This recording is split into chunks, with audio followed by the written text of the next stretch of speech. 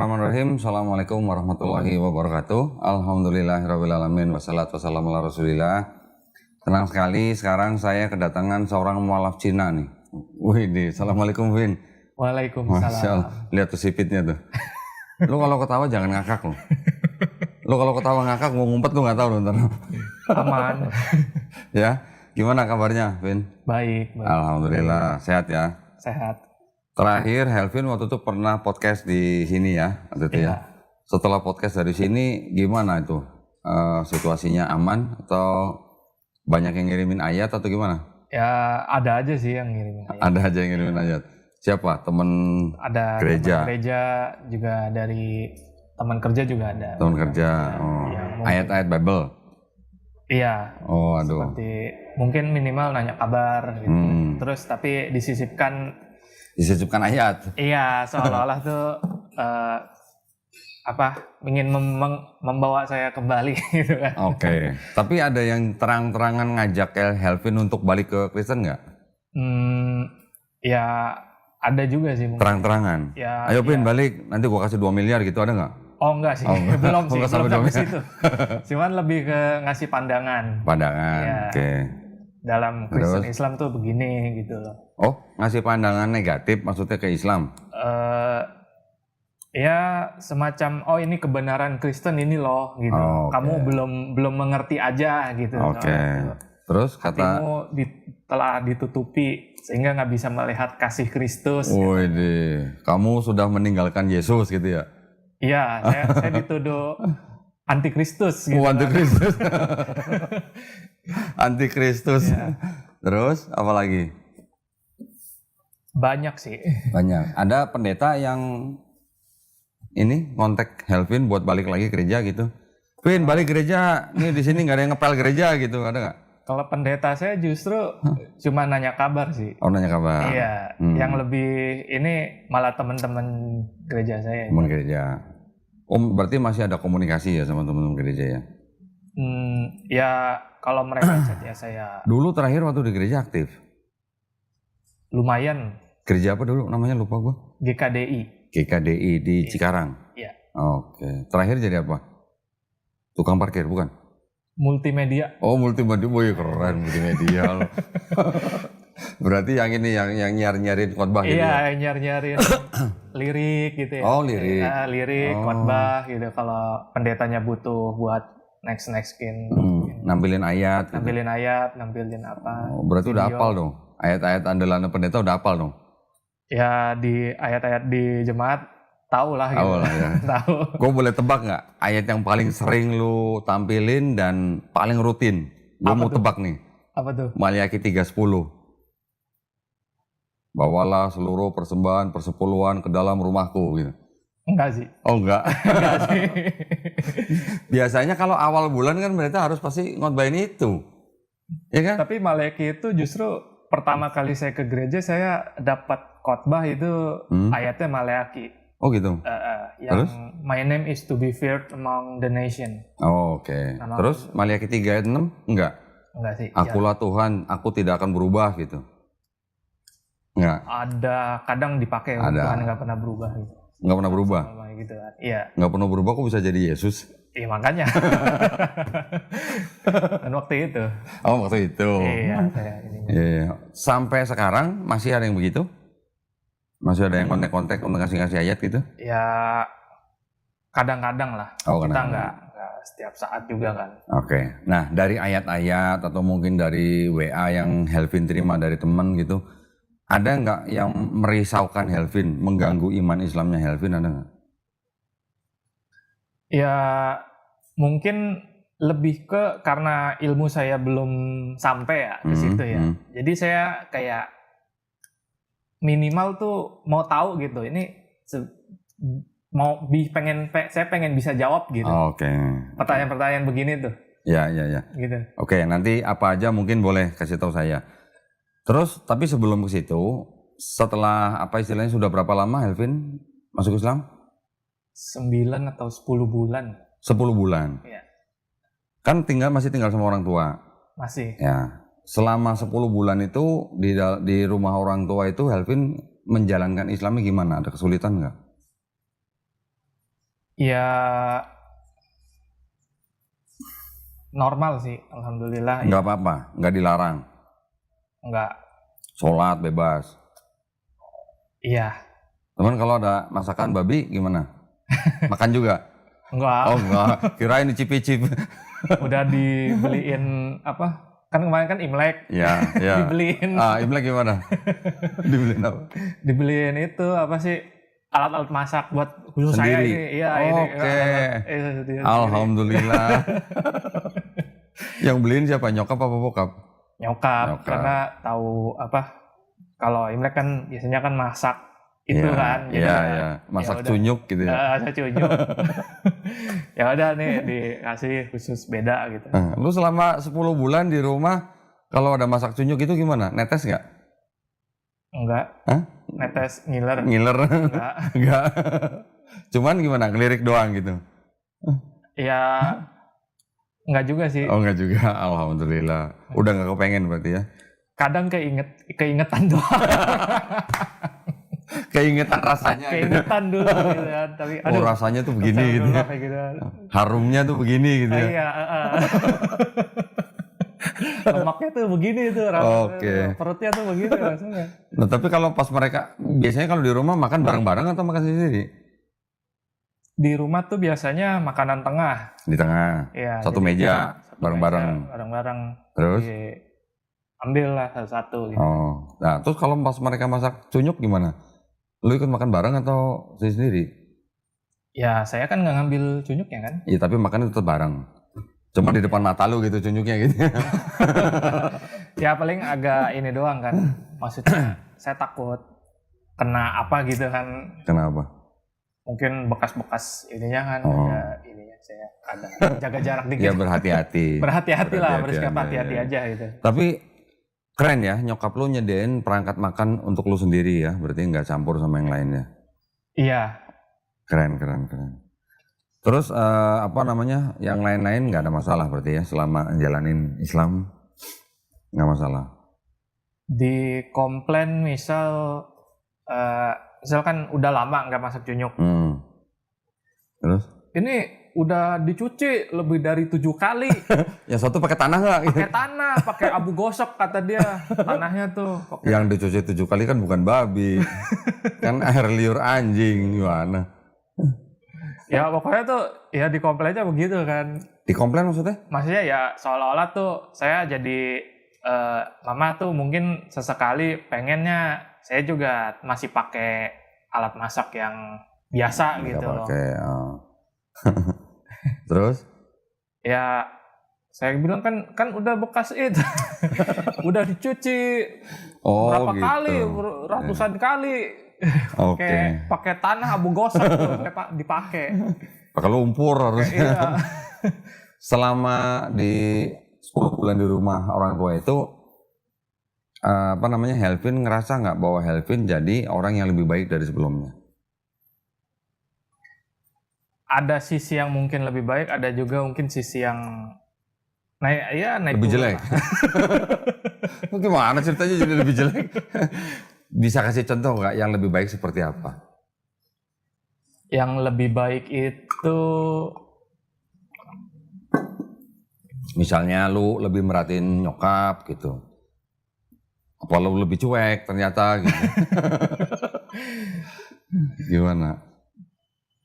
merasa lebih ini aja ya, lebih mendingan gitu. Maksudnya ya mendingannya gimana? ya mendingan gitu. Contohnya gimana? Contohnya dari belajar sholat. Kemarin kan Ramadan, puasa. Ya. Saya belajar buat lebih perhatiin diri misalnya gitu, minimal tuh. Dalam artian dengan sholat aja, saya belajar sedikit demi sedikit, saya merasa tuh penampilan saya tuh harus lebih Islami. bukan tentang itu, lebih rapi gitu, lebih baik. Oke. Waktu bulan Ramadan kemarin, nyokap pernah nggak bangunin? Rin, bangun sahur gitu, pernah nggak? Pernah ditelepon, Pernah? ya. Ditelepon? Iya. Di dalam rumah ditelepon? Serumah ngebangunin pakai telepon gitu Iya, kayaknya dia males ke keluar kamar. gitu kan. Iya, males keluar kamar terus ke kamar saya gitu kan. Oh, Karena mungkin kamar lu berantakan. bukan rumah apa? Rumah orang Cina gitu ya. Oh, Apa sih? gede. Oh, ya panjang itu banyak Iya. pintunya. Oh, banyak pintunya. Males jalannya gitu. Ada bangunin anak pakai handphone. Sering atau sekali doang? Sayanya juga kalau tidur tuh dikunci sebenarnya. Iya. Ya kalau kunci kan tinggal gedor aja. Iya, ya mungkin ya makanya di situ mungkin. Malas gedor jadi handphone dan telepon aja gitu. Iya, telepon aja. Sering atau cuma sekali doang? Sesekali. Sekali. Tapi emang rata-rata ya saya Nah, harus bangun sendiri. Oke, nah terus selama Ramadan gitu nyokap lu masak sahur nggak atau lu beli sendiri? Beli, Oh beli, Iya. banyak kan beli. Oke, disediain gitu. ya. Tapi alhamdulillah ya, artinya keluarga lu nggak yang bagaimana menolak, apalagi sampai ngusir gitu kan enggak kan? Alhamdulillah. Alhamdulillah. Artinya lu juga boleh sholat dan segala macam nggak dilarang gitu kan? Iya. Ya. Karena ada mualaf-mualaf yang karena orang tuanya saking menentangnya, jadi si mualaf jadi sampai nggak berani sholat di rumah gitu. Ada. Ya kan? Quran diumpetin, sajadah diumpetin, macam-macam mukena diumpetin gitu-gitu. Ya alhamdulillah, berarti ya Helvin termasuk yang nggak terlalu berat lah ya gitu ya. Iya, sekedar beda pendapat. Sekedar beda pendapat. Ya, kadang tuh. Kayak misal kemarin. Kemarin tuh apa ya? Jumat Agung. Gitu ya. Kayak Mama tuh minta anterin ke ini kan, Ke gereja. sekalian jalan-jalan gitu, nganterin jalan-jalan makan malam gitu kan. Ya udah sekalian jalan-jalan makan malam saya anterin, tapi saya nggak mau masuk. Masuk mana? Nggak mau masuk ke ini, ke tempat ibadahnya gitu. Gereja? Kan. Iya. Oh, diajak ke gereja maksudnya? Iya, padahal kata mama nggak apa-apa masuk aja. Terus? Ya kita bukannya nggak ini kan gitu, cuman kita nggak ini, malah takutnya malah aneh. Ya. Kita duduk sebelah kita pada doa, pada apa gitu kan, pada nyanyi gitu. Kitanya udah nggak ini gitu. Ada suami istri waktu itu podcast di sini. Istrinya udah masuk Islam, tapi belum ngomong sama suaminya. Ya. Ke gereja nih, karena takut ya dia ikut ke gereja kan. Di gereja suaminya ikut nyanyi, istrinya apa? Zikir di gereja. Nah, tapi kalau sudah orang tuanya sudah tahu Helvin Muslim ya seharusnya nggak sampai ngajak masuk ke dalam gereja. Kalau cuma nganter aja sih mungkin masih ya nggak apa-apa nganter orang tua ya. Tapi kalau istilahnya ngajak masuk ya jangan sampai masuk gereja. Kalau nganter nggak apa-apa sambil ikut makan ya nggak apa-apa. Maksudnya makannya bukan di gereja gitu. Iya. Yang saya belajar juga apa ya? Boleh masuk tapi kalau nggak ada yang ibadah. Oh iya, ya kalau nggak ada yang ibadah nggak ada kebaktian ya. Kalau ada yang ibadah lebih baik jangan. Gua setelah berapa tahun masuk Islam, gue juga waktu itu pernah masuk gereja di Galaksi Bekasi. Iya. Masuk gereja gue. Lah gue yang renovasi gerejanya. Jadi ceritanya ada renovasi di gereja waktu itu. Gue masuk gereja, bahkan gue sholat di dalam gereja. Tapi bukan di ruang kebaktian, ada satu ruangan lah gitu. Ketika gue sholat di dalam gereja nggak ada salib, nggak ada apa. Ya nggak kayak gitu ya masih gimana lah. Ya kita sih baiknya menghindari. Tapi kalau nggak bisa atau memang nggak bisa menghindar ya nggak apa-apa sholat di dalam walaupun di dalam gereja tapi ruangan terpisah nggak ada salib nggak apa-apa. Maksudnya depan kita nggak ada salib gitu ya. Iya. Tapi nyokap bokap semua sehat-sehat ya. Alhamdulillah. Nah tadi apa ayat-ayat yang tadi ditanyain ayat apa yang dikirim-kirim ayat apa? Misal tentang ayat perintah sunat. Perintah sunat Ya. Terus jadi disambungin ke kau nggak bisa tunjukkan perintah sunat di Quran kan, pasti pakai hadis kan, pakai dalil kan, harus pakai dalil. Emang kapan Muhammad disunat, umur berapa kak? Gitu. Mintanya ayat Quran. Orang itu mintanya ayat Quran. Iya, seolah-olah nggak ada perintah sunat dalam Quran. Itu Terus? kan orang Islam itu maaf kata apa-apa harus pakai hadis, apa-apa harus pakai dalil. Bahkan ada perintah di Quran misal tentang kawin muta di apa? Kawin mut'ah. Iya, kawin mut'ah. Saya nggak tahu cara bacanya. Itu dibatalkan dalam hadis. Seolah-olah hadis tuh hebat banget. Terus? Bisa batalin ayat Quran. Ini mau dibahas sunat dulu apa mut'ah dulu nih? Jangan campur-campur topiknya. Sunat dulu deh. Sunat dulu. Biasanya. Oke, berarti orang yang nanya begitu dia belum paham sumber hukum dalam Islam. Sumber hukum. Sumber hukum. Ya. Kalau di Kristen sumber hukumnya apa? Cuman Bible kan? Bible. Di luar Bible mereka tolak kan? Iya. Nah, kalau di dalam Islam sumber hukum itu ada 4. Yang pertama Quran. Yang kedua hadis sahih. Ya. Yang ketiga ijma ulama. Kesepakatan para ulama. Yang keempat baru kias. Ya, kias itu analogi lah. Jadi kalau di dalam Quran nggak ada, ya harus turun ke hadis. Kalau di hadis nggak ada, ya turun ke ijma ulama. Kalau di ijma ulama, ya pakai ilmu kias gitu. Ya, tapi orang kalau memahaminya begini, kalau di dalam Quran nggak ada perintah spesifik, lu harus sunat gitu. Bukan berarti nggak mencakup, bukan. Di Quran ada ayat bahwa Nabi Muhammad SAW diperintahkan untuk mengikuti milah Ibrahim. Apa tuh milah Ibrahim? Nah, kan itu harus tahu. Atau diperintahkan untuk mengikuti agama Ibrahim yang hanif gitu. Ya, jadi di Quran ada perintah Nabi Muhammad SAW untuk mengikuti milah Ibrahim. Nah, di dalam milah Ibrahim itu apa aja? Ternyata di dalam milah Ibrahim itu salah satunya adalah sunat. Oke. Jadi orang itu nggak tahu kalau di dalam Quran ada perintah Nabi Muhammad SAW diperintahkan untuk mengikuti milah Ibrahim, yang di dalam milah Ibrahim itu ada sunat gitu. Berarti sebenarnya di dalam Quran ada nggak perintah sunat? Ada, cuman nggak eksplisit gitu. Ya. Ada perintah sunatnya, tapi perintahnya bukan kamu harus sunat, tapi perintahnya ngikutilah milah Ibrahim. Di dalam milah Ibrahim itu ada salah satunya adalah sunat gitu. Oke. Berarti sebenarnya kan ada, cuman implisit gitu. Ya.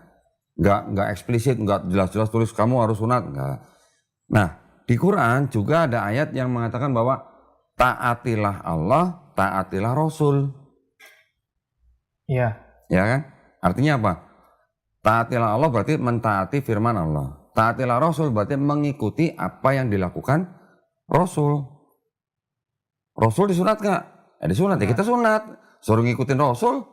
Iya. Nah, sunatnya Rasul di mana? Di hadis gitu. Jadi ada dua ini ya. Yang pertama adalah dia harus tahu sumber hukum dalam Islam, Quran, hadis sahih, ijma ulama, kias. Di dalam Quran ada perintah ikutilah milah Ibrahim. Di dalam milah Ibrahim ada salah satunya adalah sunat. Ketika di Quran ada perintah taatilah Allah, taatilah Rasul. Nah, kalau Rasulnya sunat dan Rasul juga memerintahkan sunat, ya kita ngikutin sunnah Rasul. Gitu. Ya. Cara melihat atau cara mengikuti hukum dalam Islam seperti itu. Gitu. Sekarang tanya balik ke teman lu. Di dalam Bible, Musa sunat nggak? Nggak ada ininya ya? Nggak ada ayatnya. Tanya lagi, Daud sunat nggak gitu? Ya. Ada nggak? Nggak ada juga. Kenapa dia nuntut di Quran harus ada perintah sunat, Nabi Muhammad sunatnya ayatnya di mana? Kenapa dia nuntut begitu kalau di Bible-nya sendiri Musa nggak diceritain sunat, Daud juga nggak diceritain sunat gitu. Iya. Nah, itu pentingnya kristologi. Kalau kita tahu Bible mereka, kita kan setelah menjawab kita juga bisa nanya balik. Gitu. Ya. Terus dari keempat sumber hukum tadi, kenapa terkadang kita melihat antara perintah Quran dan perintah hadis misalnya, itu ada kontradiksi? Nggak ada. Nggak ada. Kalau ada hadis yang kontradiksi dengan Quran, hadis itu tertolak. Itu tertolak. Karena apa? Karena yang paling tinggi kan Quran. Jadi syarat hadis yang boleh dipakai sebagai sumber hukum Islam yang kedua, itu adalah hadis sahih yang tidak kontradiktif dengan Quran. Itu. Oke, sekarang mut'ah. Iya, tertulis di Quran gak berlaku lagi, dibatalinya di hadis katanya. Gini, ya balik lagi kita di taatilah Allah, taatilah Rasul. Masuk kan? Iya. Kalau lu udah ngikutin Allah, ngikutin Rasul, berarti apa yang diajarkan Rasul itu juga berasal dari Allah Subhanahu wa taala. Ya lu ikutin. Gitu. Gini maksudnya. Sebelum Quran diturunin, sudah ada belum kawin